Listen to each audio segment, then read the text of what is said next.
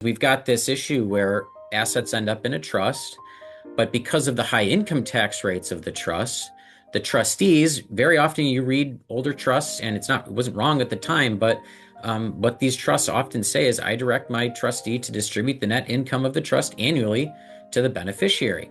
Now, when the income of that trust wasn't very much, that's not that big of a deal. The income that gets distributed out to the beneficiary, they pick up that income on their tax return, and it's generally okay. But now, because of the Secure Act, and we've got this 10-year rule, we've got really big distributions hitting these trusts.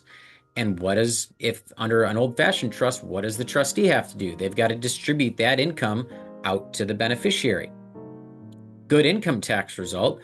But remember all the benefits of those trusts that we were talking about, the asset protection and the privacy and being outside of the taxable estate of the beneficiary. Well, all that income, those giant distributions that come from those retirement accounts, that all gets distributed out to the beneficiary. It loses all of those really cool features of these trusts. And so BIAT solves that problem.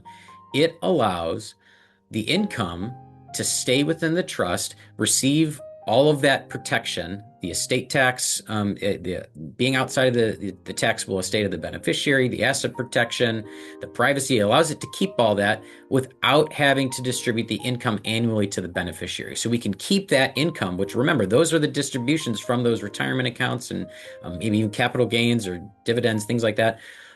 That can all stay within the trust, and we get the beneficiary's tax treatment at the same time.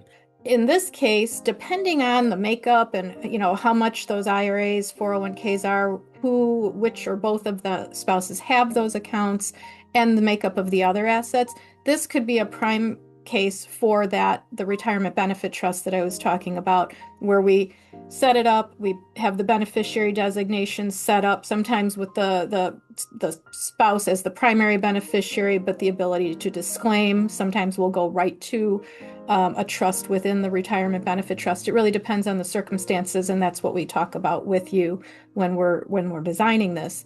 But regardless, that's what we would probably be doing here if the numbers make sense to do so. We'll also be setting up a revocable living trust or restating existing trusts that you might have, so that we can incorporate the BIAT provisions into there, which are going to be very beneficial to the surviving one of you, and also your children, your grandchildren, whoever those beneficiaries are, so that they've got that ability to keep the assets protected in the trust and still pay the lower income tax. So that's probably going to be make sense in most cases.